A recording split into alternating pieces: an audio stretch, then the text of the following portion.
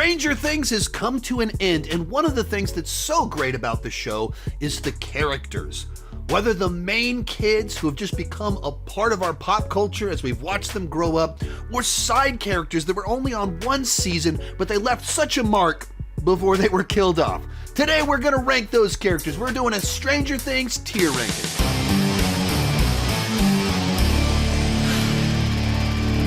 While I'm talking, be sure to join me down below in the comments section. Let me know who are your favorite Stranger Things characters and who are your least favorite Stranger Things characters. My list is not the right list. It's just my list, and I would love to see yours. As a quick disclaimer, I'm leaving town tomorrow at 5 in the morning, so I'm actually bulk shooting the full weekend's worth of content. It was the wrong time for a trip to LA to go to Critics' Choice. We got the end of Stranger Things, we got into the year list. Busy time.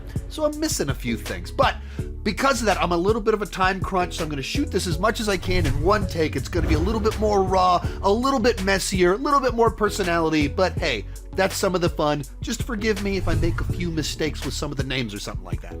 And we'll kick things off with everybody's favorite character, Ted Wheeler. Obviously goes in the top category. Amazing character arc, award-winning personality. No, Ted Wheeler is the worst. A character that has virtually nothing to do on the show whatsoever. He was around the entire time and is just known for being Karen Wheeler's boring husband and a dad who seems disconnected and disinterested in everything that's going on. He's only memorable for how completely unmemorable he is. All right, next up, let's go with Argyle. Character that he's just meh for me. Maybe it's just I'm just not into that whole stoner vibe, but even as kind of the comedic sidekick on the show, one of those characters just never really meant much to me. It wasn't very memorable, didn't really add much to me, and I thought kind of brought some of the worst aspects out of Jonathan.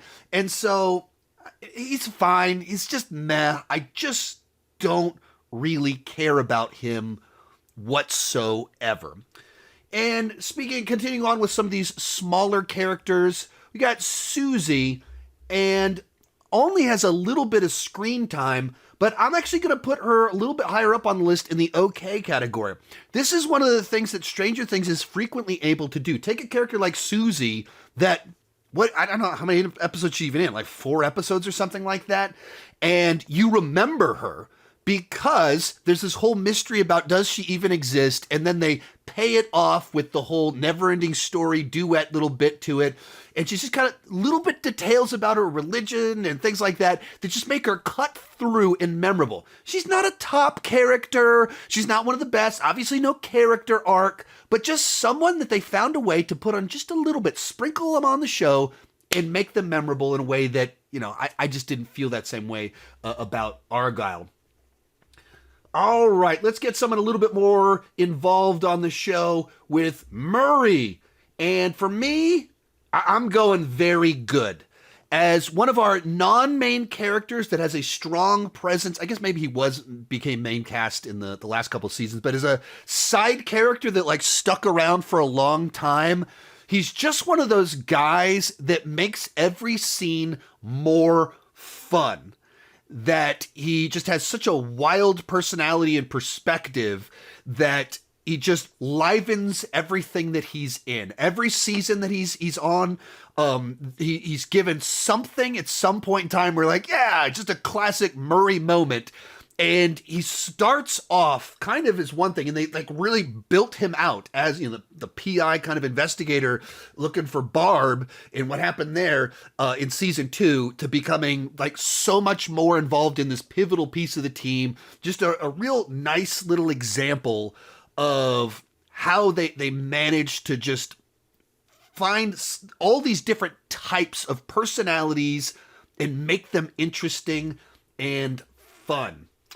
All right, let's pick someone else on here let's go with Papa.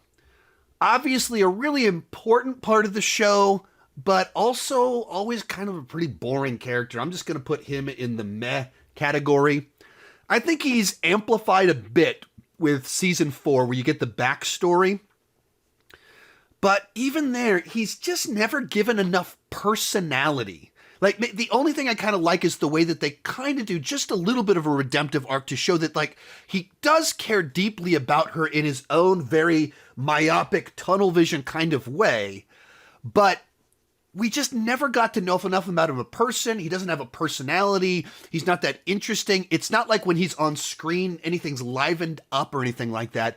It's just like one of those characters that's always been around, but doesn't really matter that he's always been around. It's a new year. That means New Year's resolutions, new goals, new ambitions, but just because you have big plans doesn't mean you suddenly have more time. That's where Factor can help with fully prepared meals designed by dietitians, crafted by chefs, so you can eat well without the shopping or cooking. When it comes to Factor, you're dealing with quality, functional ingredients including lean proteins, colorful veggies, whole food ingredients, and healthy fats. Options include high protein, calorie smart, Mediterranean diet, GLP-1 support, and ready-to-eat salads. Plus, they have the new Muscle Pro collection that supports strength and recovery. There's tons of variety with 100 rotating weekly meal options. Just got back from the gym. We've got queso fundido and ground beef and cauliflower rice, all with over 40 grams of protein. Factor is always fresh, never frozen, ready in about 2 minutes, no prep, no stress. I've been using Factor for several years now, and you should too. Head to factormeals.com/SeanChandler50 off and use code SeanChandler50 off to get 50% off your first box plus free breakfast for 1 year. Offer only valid for new Factor customers with code and qualifying auto-renewing subscription purchase. Make healthy eating easy with Factor. Moving right along, let's go with Karen Wheeler. I am a Karen Wheeler fan. Just a character like the opposite of Ted. So I'm going to put her in the very good category. Ted is so boring, and they never really did anything interesting with him.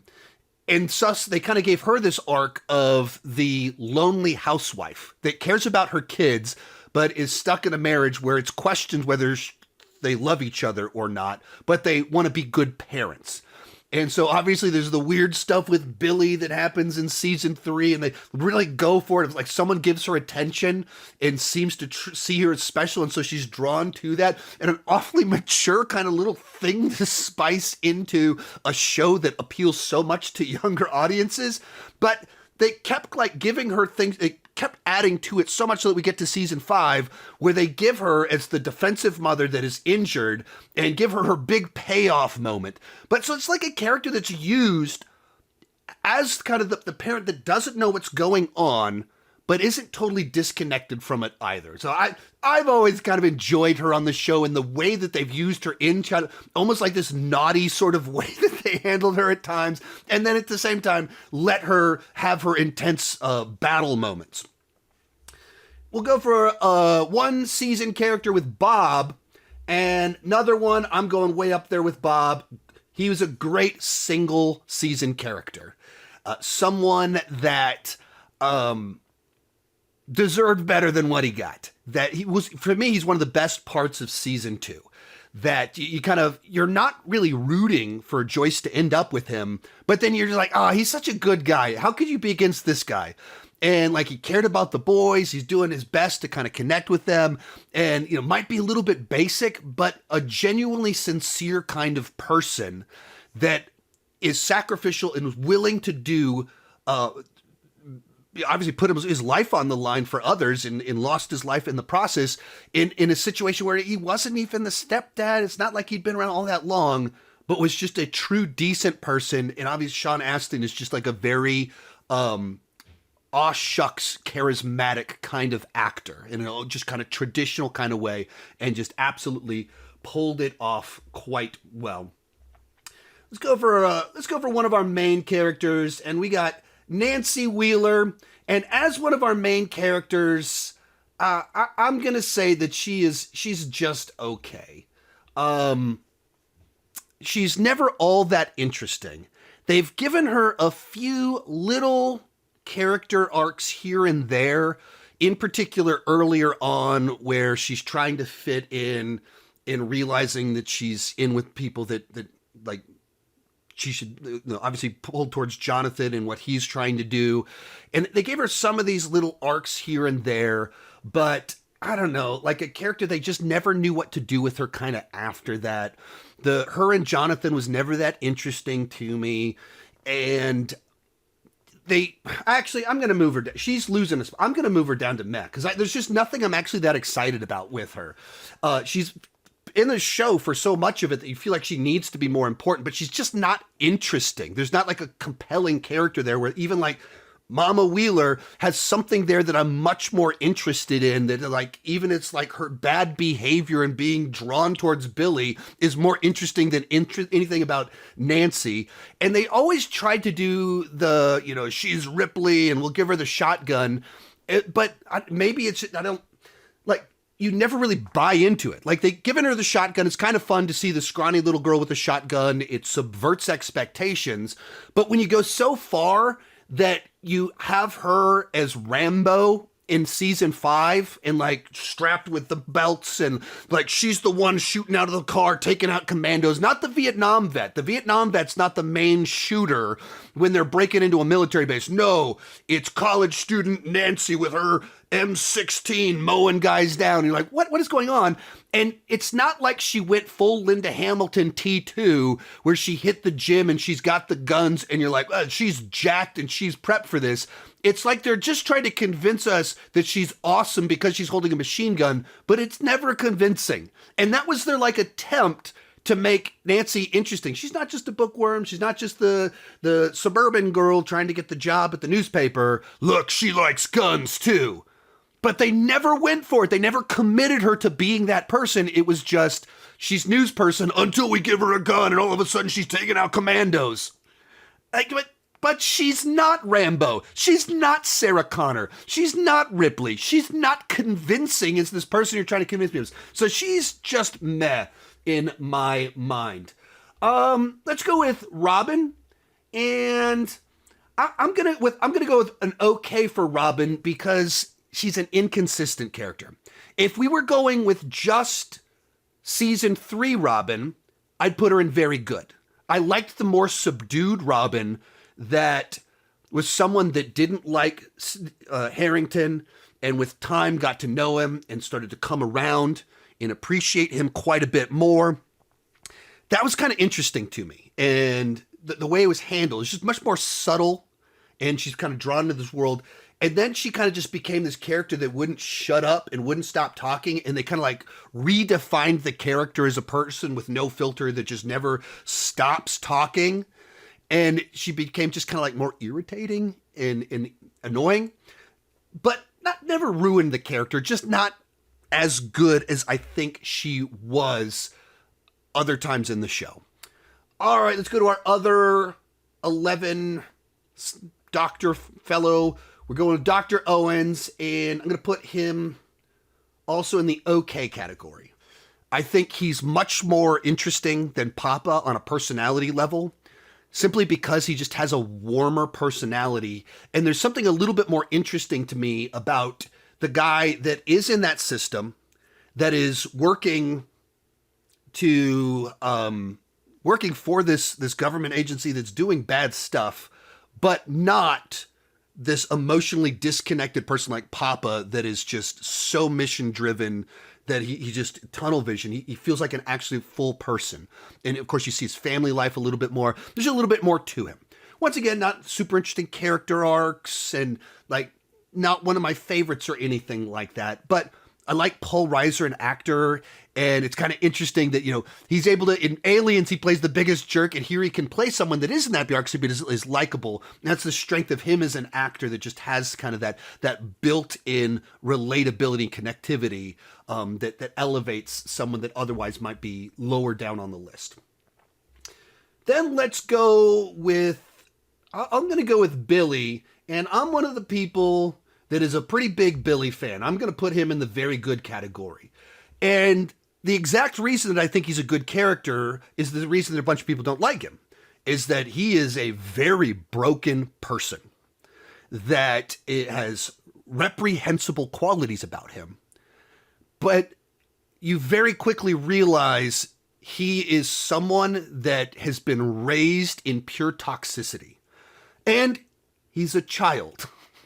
We're not talking about a 30-year-old racist. We're talking about a child in an abusive home that is terrified of the father in his home being beaten by that person, and he's someone that has been bullied and chooses to bully others to try and reclaim autonomy and control in his life, but it's all driven from like deep insecurity and brokenness. And there's a big psychology to him. I wish we'd gotten more real Billy in season 3 and not just mind-controlled Billy. That they're having a character that is so flawed, but can have a charm to him, can have a strength to him. You can see the version of him that would be a very admirable person. And you can kind of see where he's able to pull something out of Karen Wheeler and like make this real weird relationship there, while also never forgiving the fact that this is a bad dude. Giving him that redemption arc in the final moments that doesn't forgive anything that he did, but makes it clear this isn't a person that is all bad. This isn't a person that he's just someone that was raised in pure toxicity, and therefore he put toxicity in the world. I think that's pretty interesting what they did with him. All right, where do we want to go? Let's go with Barb. And Barb is a tricky one because she's only in 2 or 3 episodes, and then she's become kind of this like main discussion about the show, justice for Barb, all of that fun stuff. I'm going to put her at the end of the okay category, very bottom of it, because she's meant to represent these two worlds that Nancy is being pulled between. And because Nancy leans into the popularity one, it has dire consequences for Barb. Not Nancy's fault, really, but the choice that Nancy makes ends up leading into context where something terrible happens to Barb, where her friend isn't watching over her when this happens, leading to that pain. And while only having a few episodes, left her mark. Once again, that's kind of that key thing. If someone that doesn't need a bunch of screen time, but they served a big purpose on the show and they stuck, that we're still talking justice for Barb. Why was everyone worried about Will but not Barb? Like, that's because there was something that cut through about what they did with Barb. Therefore, I think, despite not being like obviously the top shelf or anything like that, still a solid part of the show. Then we've got Jason, and I think Jason is so hateable that I'm going to put him in the okay category. You're supposed to hate him. There's not a complex psychology here. It's kind of like if you played out Harrington in season 1 and you never gave him the redemption. You just kept going down that path of the popular douchebag that's a bully to the nerdy kids. Let's just keep playing that out and then put him on a revenge mission. And so the way that Harrington bullied Jonathan, beat him, all this, like, let's just take that, remove all the positive traits.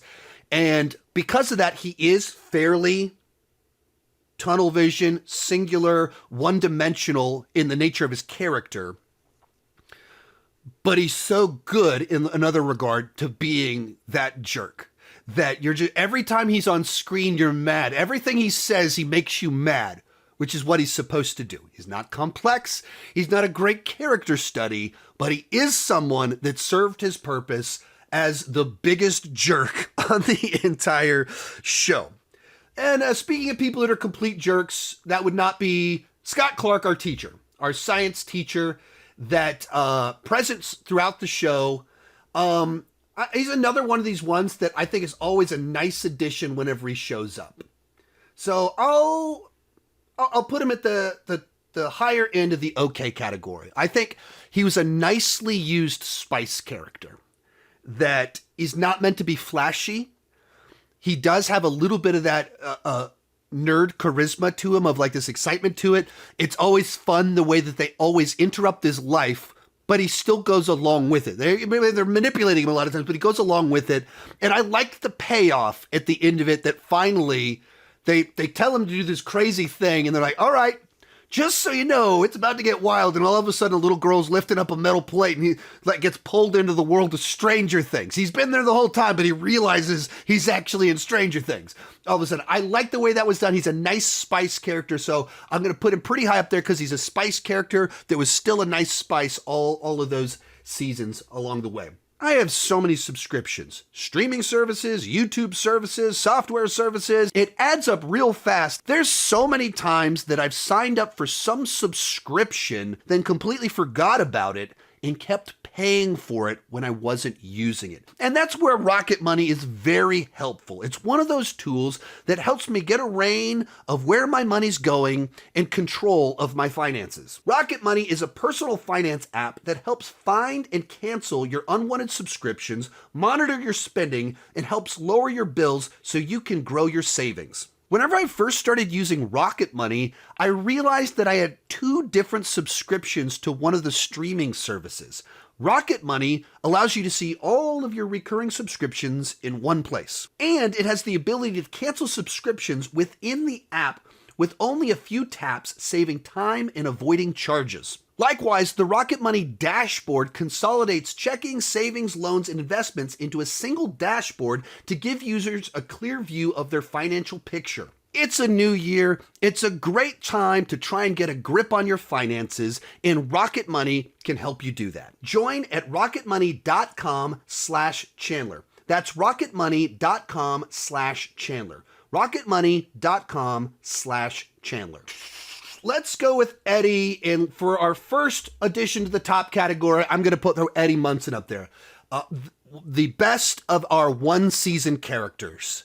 I went to a Comic-Con 6 months. I led a fan event a few months after season 4, where they played the last 2 episodes in a theater, and I was a host of the event. We did a costume contest, and the theater was half filled with people dressed as 11 in miniforms and half filled with Eddie Munsons.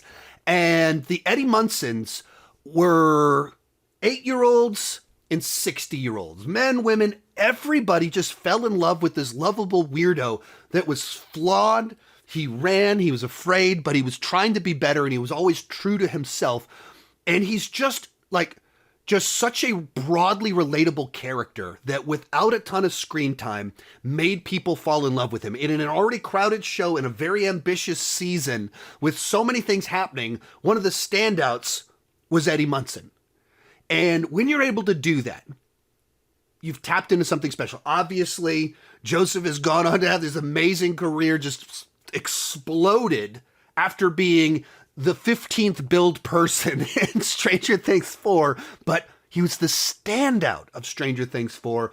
So throwing him way up there in the top category, just a great character that made you want to kind of be a better person. Then let's look at some of our Stranger Things, or at least one person from Stranger Things 5. Let's go with Derek. And another just real solid one-season character that just cut through the noise. I'm going to put him up in the very good category. Just such a great, obnoxious character that he's...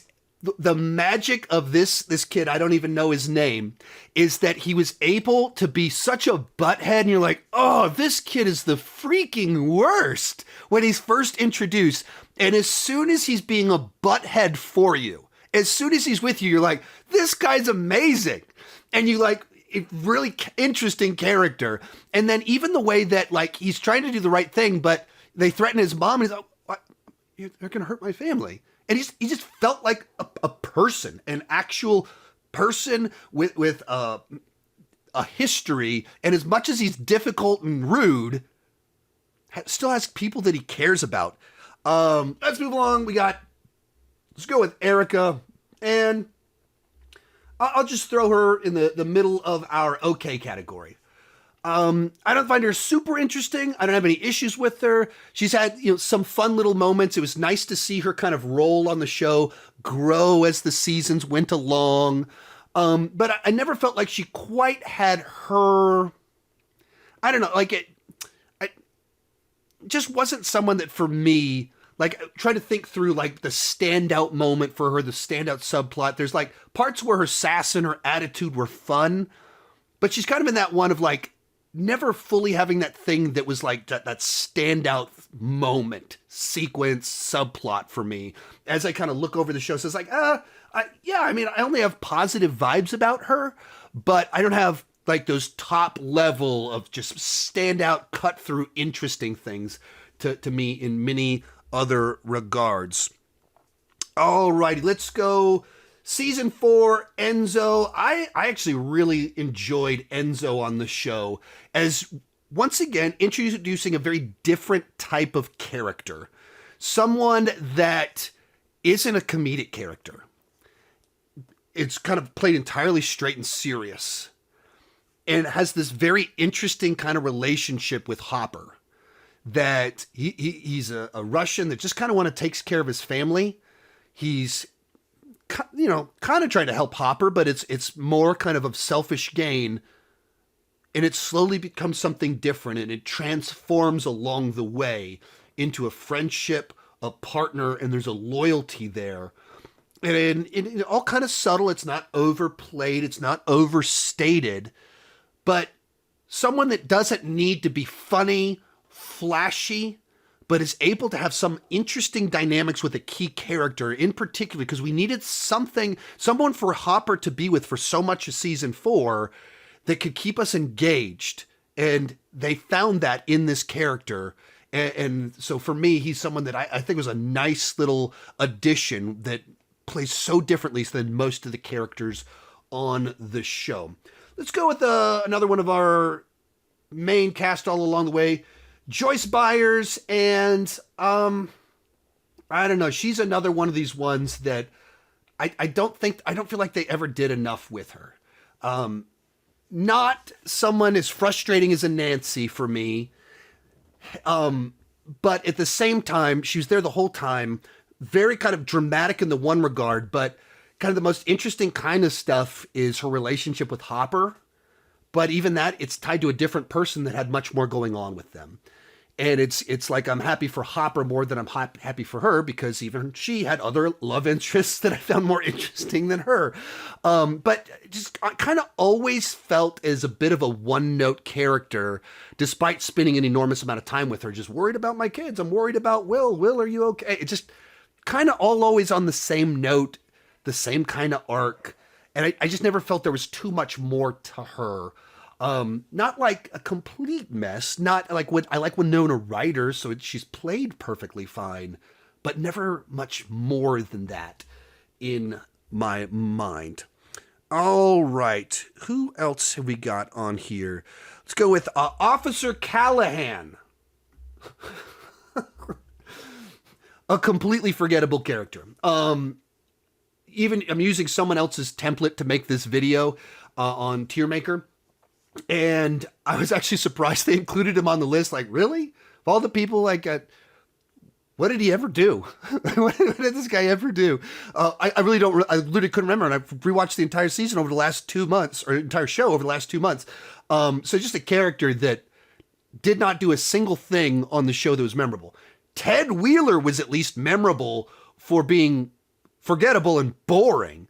This guy just had nothing for me that did anything to stand out in any way, shape, or form.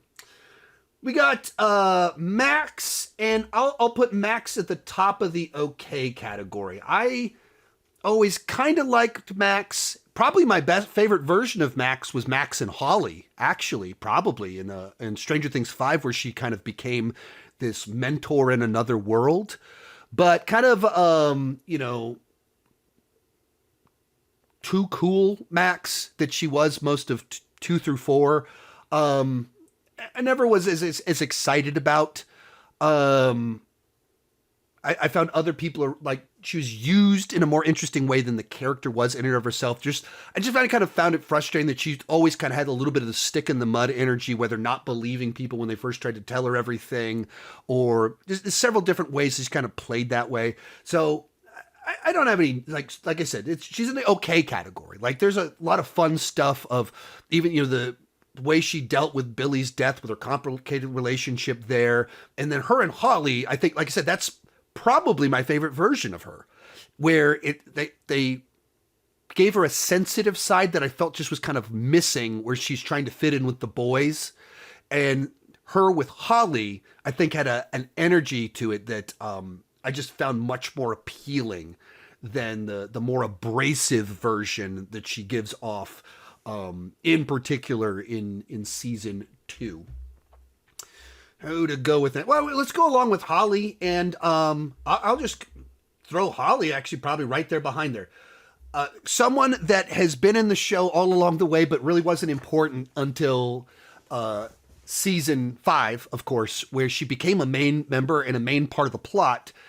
And they just gave her a nice little character arc. She's not she's not as just immediately flashy and amusing as Derek, but she also had kind of a more overt arc of someone that was afraid and is slowly learns to confront her fear, step into action, and along the way, finds confidence and kind of becomes a leader.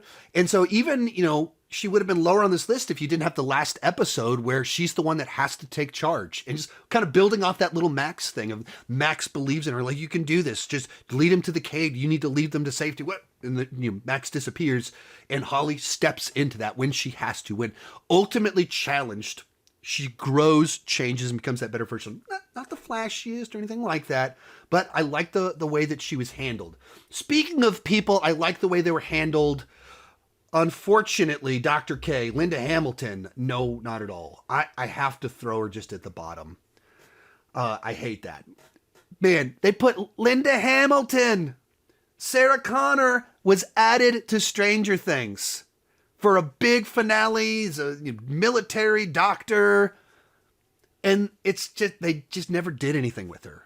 She was just evil doctor, and sometimes grabbed a gun and shot it, made stern faces, but there's no character arc. There's no characterization. Like, there's no real in-depth study of who she is, why she is. She's just mean military lady. That's as far as it goes.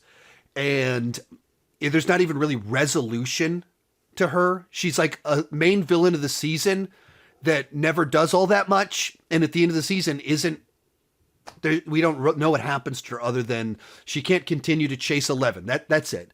And so just a complete waste of amazing casting. Just like, you're doing the best casting, and then you didn't write a character. And maybe that's almost the problem, is that they wrote a character that wasn't all that interesting, and then they cast someone great for it. And so maybe they just didn't realize they were going to get someone like Linda Hamilton that would have high expectations for what the character was going to do.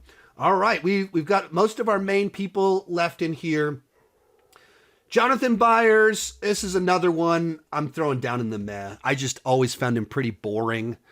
And they've never had much of an arc for him. Like, he's the caring brother in season 1 that's kind of awkward and an outsider. And in season 5, he's the caring brother that's a little bit of an outsider and awkward. His arc is learning that he wants to be a stoner, like realizing that, maybe him and Nancy are just trauma bonded and they really care about each other, but maybe they're, long-term not meant to be together. As soon as you get beyond the events of the show, there's not much that actually pulls them together anymore. It's just not very interesting. Just always kind of dull. They're the least interesting subplots on each of the seasons are normally whatever he's doing, which is also whatever Nancy is doing. I just don't find either one of them very interesting, and they're not very interesting together. Alrighty, up next, let's go with Dustin, and I'm a Dustin lover. I'm throwing him up in our top category. Of our main kids, he's one of the best ones, of a memorable personality, someone that had a kind of a series of, he's kind of perceived one way in season, or has one dynamic with the characters in season 1, and then they come up with this whole other thing with Steve in season 2 that defines him kind of for the rest of the show, that's so different from what you would expect. And just a real fun bromance with the two of them. He's very intelligent, and so he's very involved in figuring things out, plot and important details about kind of things that are happening. Then likewise, you can his relationship with Eddie, and you just see how much he deeply cares about his friends and connects with them.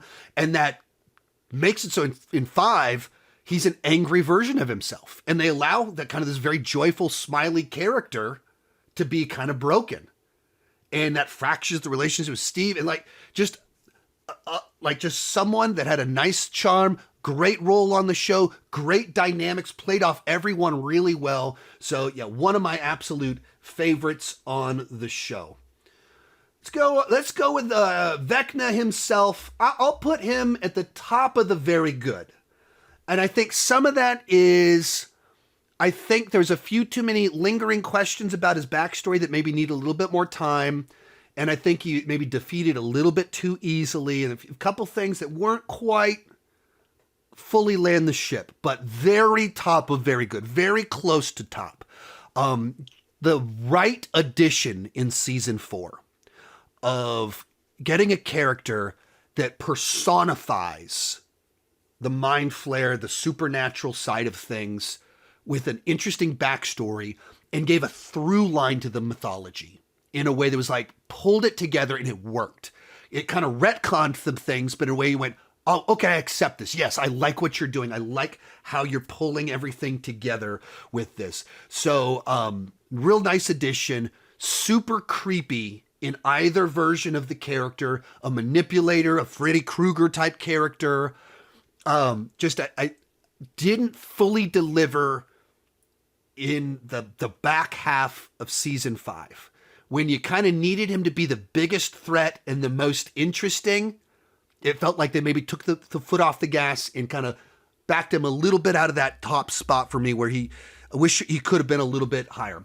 We got Officer Powell, and I'll just put him at the back end of the meh category. Another one of those characters that if I compiled this list myself, I probably wouldn't have included him because he's just a little bit too much of a side character without much to do other than being just a member of the police force in the city. But the actor himself is really what elevates him over our other officer, to where his actor, I think, has a presence to him, it just kind of comes off like a very lived in kind of person with, you always kind of feel someone with a history to him. And so it just felt more believable, more of a screen presence. I remember the character, but once again, doesn't have standout moments, hasn't done a ton of things. So still on the page, not memorable at all. Just the actor was able to elevate someone that there's just not much there in the order. Let's go with Grigori, our Terminator character, and another one. I'll put him at the top of the bad category. He's as a presence that reminded me of the Terminator, effective. I liked that kind of the Terminator homage of this 80s character that's just going around taking characters out, relentless, unstoppable. Gotcha. But that's kind of where the character ends. There is no backstory, motivation. There's nothing beyond aura. And there's not enough aura to move him up on this list. It's kind of, I've saw some other people, other lists like this included the Demogorgons as characters, which Demogorgons they're creatures, they're not characters. And that's kind of what he is. He's just enforcer guy. He's just that without a persona, without a personality. I don't particularly like that. Oh, I just realized someone that's not on here. Okay, I just realized that this list is missing someone very important, Alexi. So right here, we are talking about Alexi. I don't have a graphic for him because he wasn't on here, and I can't really upload one at this point in time because I'm screen capturing as I'm recording this. Alexi, I'll put him also at the very end of the very good category. Alexi is a real solid character of someone, once again, not a lot of, he's another one of our lovable one season characters that dies. That not a lot of screen time, not a lot of lines, forms a really fun little bond with Murray, a bunch of banter about Slurpees and the right flavors, great little smile. And as soon as you're like, really, like, man, this guy's so fun. And Murray's like, man, look, experience the fair, having a good time. You lose him, and it's so sad. And so just like, once again, a character, not a big arc, not the biggest presence on the show, but used really, really well in a way that's memorable and is even able to elevate Murray and make Murray kind of more fun and memorable as an already fun and memorable character. Alrighty, we got a whole bunch of our main people left, so this should be a fun little conclusion on here. Let's go with Will. And another one, I'll put Will. Will probably end up being our top of the okay character, where Will is so pivotal to the entire show and is given quite a few arcs, a good bit of exploration, growth, but he's never as interesting as he should be, and it never pays off quite as much as it should. A lot of the show, part of the issue is that he's a passive character. His character is a victim rather than a proactive character. He's central to everything, but he's just being dragged along on the story. He has very little autonomy to be able to control his own destiny, which doesn't make for as compelling of a character. And he probably would have been in the meh category, except for Stranger Things 5, where they started to correct this. And they found a way to use the fact that he is connected to Vecna, Mind Flare, can control things, and thus turning him into the sorcerer, thus an actual helpful part of the team. Like, so much of it just felt like it was just kind of useless along the way. And all of a sudden, you found a way to take the thing that made him a victim, made him a passive member of early seasons, and make him a key, pivotal, proactive character that's a vital part of the team and a vital part of defeating Vecna. That moved him up, not just out of the meh, but to the top of the okay category. I still don't find him super interesting. I still think he was underutilized, and so not as good as he should be considering how much screen time he had throughout this whole journey that we've been on, but still vastly improved because of Stranger Things 5. Alrighty, let's go with Yuri. And Yuri, a lot of fun charm to him. I'll put him in the middle of our okay category of a character that definitely had a lot of personality to kind of pop and cut through a little bit. I think maybe a little bit too over the top and frustrating of a personality of the betrayals and everything like that, without kind of capturing a psychology or anything like that. But like I said, higher up on the okay side. Definitely not very good, not as strong as some of those other characters that I put up there, but more of a presence than the lower okay people on there. Just like in particular, he's just has such like a ball of energy to him that when he's on screen, you know he's in the scene. You know that he is there. Alrighty. We got one more minor character and a bunch of main characters. Let's go with Lucas. And I'll throw Lucas in the middle of the very good category of someone that was always a little bit more of kind of the more stable members of the team. He doesn't have the flashy big grin of a Dustin. He doesn't have the emotional outbursts of Mike. And he's someone that inside of the group kind of had his own diverging interests. I've most seen in the biggest way in 4, where he's trying to not be the outsider and the loser, so joins the basketball team and tries to fit in. And so it just kind of made him someone that just had a little bit more of, felt like someone trying to navigate this weird world of teenage politics and everything like that. Of course, they give him a variety of different interesting relationships with Max, his sister. Season 4, of course, there's the dynamics of being torn between jocks and nerds and the consequences of that and everything that came along with that. So just someone that was just like a steady, strong asset to the show. Not one of my favorites, and just in terms of just like whether personality type or just best character arcs. but much stronger than a lot of other people on the show at the same time. Speaking of other people on the show, Mike. Mike. Not a fan of Mike. I'll put him at the top of the map. I am not a fan of Mike, and rewatching the show, it made me kind of less of a fan of Mike. As much as the finale tried to, like, Eleven's like, you're always the one that understood me. You're always the one that believed me. Rewatch the show. Nuh-uh. Remember that time that they thought Will died? And they found a body, and Mike starts yelling, what did you do? You told me, you said that you did. Man, he's the one that freaked out on her. Remember that time where she was being bullied in Stranger Things 4, and he's ignoring all the signs, and Will was warning him, and like she's like not handling things well. Someone is treating her terribly, and 11, like she's been horribly publicly humiliated. And instead of him stepping it to defend her, get her out of there, protect her from the stuff going on, 11 bursts with rage and hits a girl in the face with a skate, which she deserved. And I'm glad 11 did that. And Mike is mad at her over it. He's mad at everyone else. Like, Mike kind of sucks. Like, Mike is not so great. And beyond that, even as a member of the team, he doesn't have all that much to do. I mean, season 4, his role in season 4 is like holding 11's hand being, I love you, I believe in you. Through the power of love, you can defeat Vecna.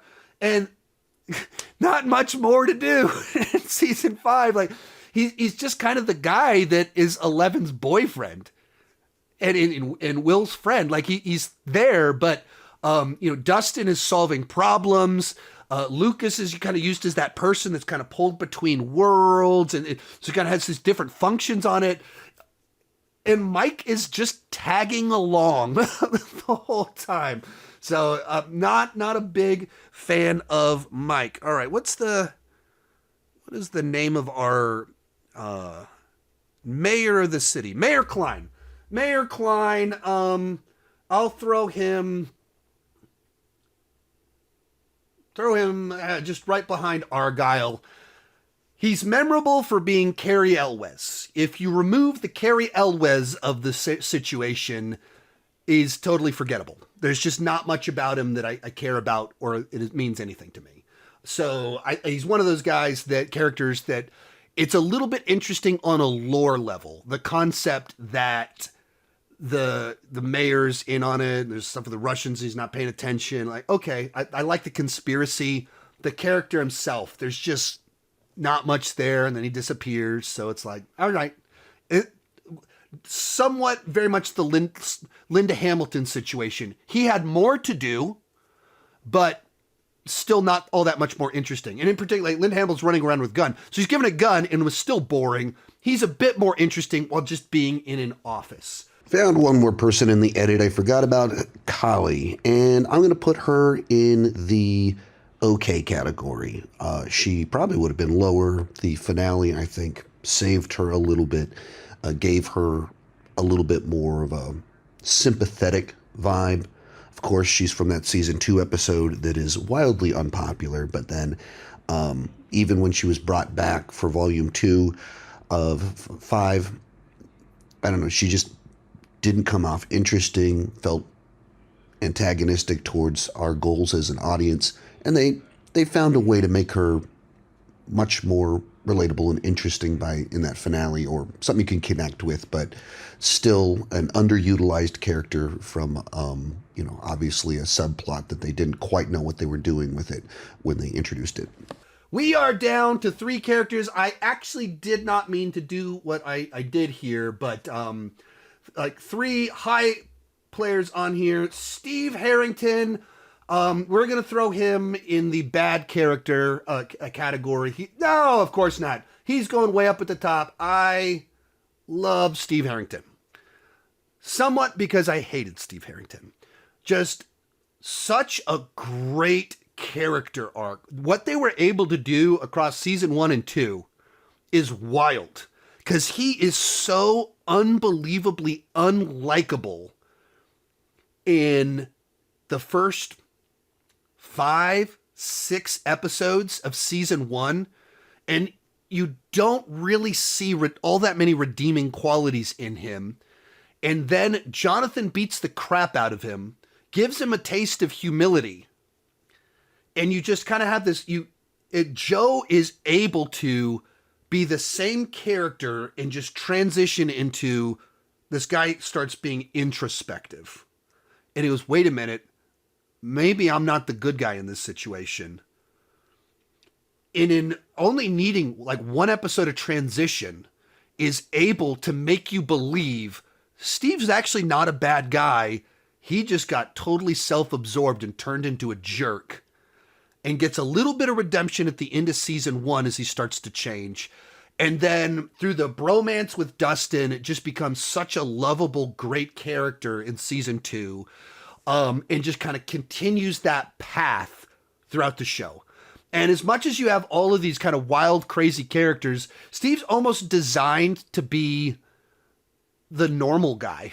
I just want to have 6 nuggets. I just want to have 6 kids, like have a nice house. And then where the show closes out, and it's like he's Coach Steve. And it's just like the guy that is, while being really cool, is kind of the most normal. The running joke on the show is he has the most basic taste in movies and things and perspective on things. And he's not a super genius like his best friend Dustin. He's just a normal guy that's really likable and sweet on the inside and willing to change and grow. And you love to see that in a character. Then we've got huge main part of the show, 11. And another one for me, I got to throw her way up at the top. I'll throw her at the end of the top category, to where, as for personalities of our other top players, I like their personalities more on terms of just a really great, compelling character with an interesting arc. 11 is the character that every season they were able to actually do something different with her. She is a different character every single season. Season 1, she can barely talk and does not understand the world. Season 2, she's the rebellious daughter because she's been locked in a cabin and she's experienced the world, but you can't lock a kid in a cabin just for their safety. And so she's the daughter with the very flawed father in the very tricky situation. Season 3, she's embracing being a teenage girl, and she's normal, and she's having fun, and she's going to the mall. Season 4, she's a broken person with trauma. She's lost her power, which defined her, and she's lost her father figure. And so she's broken and confused and has to rediscover her strength and mission. In season 5, she's almost a grown-up, and kind of at the end of it says she's a grown-up, though legally she is not. And basically a superhero in training turned into superhero at the end of it, who's out to save the world. Just like really like interesting stuff, and taking this very fantastical character and putting her in very relatable situations and doing normal things as this very supernatural person. So it's really interesting, but personality wise, the other ones are kind of more interesting to me. Final person on the list, some guy named Hopper that obviously we're going to throw at the end of the meh category because no, of course, Hopper is my favorite character on the show. We saved the best for last in my case. Hopper, I'm a middle-aged dad. Hopper is a middle-aged dad, so just naturally connective tissue there to relate to it. But really, at the end of the day, my favorite character arc in the show is Hopper season 1. And it's something I didn't even fully notice it the first time I watched the show. And then when you really rewatch it, knowing what the show is about or where the show's going and how it evolves, and you pay much more attention to Hopper's original, like when you first watch the show, you don't know who David Harbour is. You don't know that Hopper matters all that much. And so you don't notice everything about him at the beginning of the show. And you rewatch it, and he's this guy without much purpose, not very passionate about this mom saying her son is missing, just kind of going through the motions as this depressed man that has lost everything and just kind of going along because he has to. and slowly realizes this kid is missing. Something's going on here. And through experiencing this woman's tragedy and not wanting her to go through the pain he went through, rediscovers himself and his passion and his mission and comes back alive. And this person that feels like who is a war hero, is a sheriff, but just has none of that in your day-to-day, just this kind of buffoon day-to-day life, turns back into the best version of himself and kind of continues on that journey as a guy that day-to-day can be a little bit goofy and silly, but ultimately is someone that is a dad at heart and wants to do the right thing and is willing to pay great prices in that pursuit of protecting the ones that he loves. And so just a character that for me, as a dad, it's easiest for me to kind of connect with. And, you know, he gets to be the action hero pretty frequently, gets to battle demogorgons with a flaming sword, get like some of just the coolest stuff, very awesome things. So for me, I'm throwing him at the top of my list. And remember, we do have one more person on here. Alexi is at the very end of the very good category. There you have it. There is my ranking of the Stranger Things characters, shot in just about one take. I believe there's one cut in the middle when I realized Alexi was missing. Otherwise, went through this whole deal all at once. Whew! I have been recording for about 5 hours straight right now. My voice is about to give out. Kicking off the new year without the ability to talk after today. Hey, thank you guys so much for watching. Be sure to check out my Stranger Things character ranking somewhere around here. If I'm able to, I'll link to where I made my tier maker deal. It's not on my account because I didn't make this one. I used someone else's template because I am short on time, but wanted to get this shot before I left town. Thank you so much for watching, and let's keep talking movies and TV way too much in 2026.